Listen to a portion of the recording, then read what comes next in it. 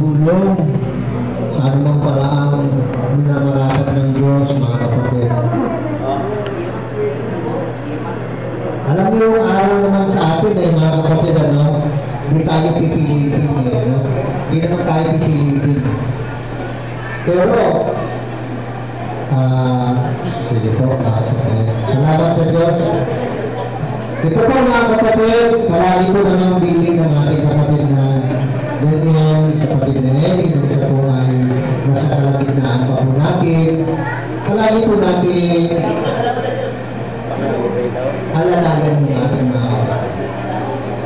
Sila po, marami pa po yung marami pa silang hindi pa alam sa mga ating pagsasama-sama.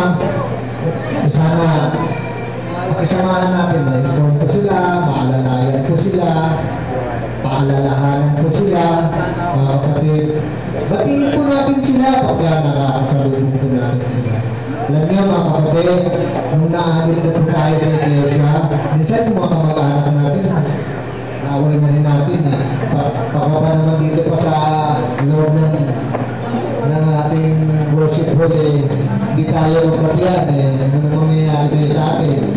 Ano po, magpapatibayan tayo mga kapatid. Magpaalalahan tayo. Ano po, patuloy niyo po, gaya ng inyong napakinggan kanina, kung kayo po'y nakadalo na. Dapat, ang mahalaga sa inyong isip, may darating na Panginoong Jesucristo.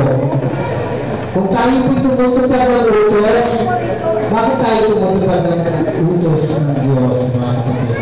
Kasi ang pag-asa natin, darating ng ating Panginoong Jesucristo. At kung sana tayo matik ng hindi gumagawa ng kanyang kalooban, mga kapatid, kundi, pagdating niya, hindi mo tayo, kasi magugulat ka ba kung dadating, mga kapatid? Hindi tayo magugulat. Bakit? Inaasahan talaga natin yung pagdating niya. Inaasahan talaga natin. Kaya nga tayo gumagawa ng ating nalalamang katwiran, mga kapatid. So, mga kapatid, sa mahirap, sa masaya, tuloy lang po tayo, mga kapatid. At ang ating pong palaging panghawakan, may Diyos na nangako. Pagdating tayo ng buhay na walang hanggan na pinapangako sa kanyang mga kapatid. Yun po, mga kapatid, ang tuloy po.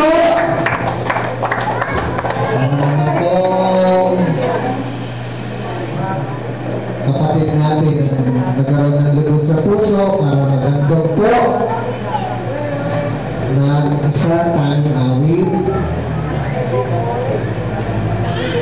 sa mga anak natin.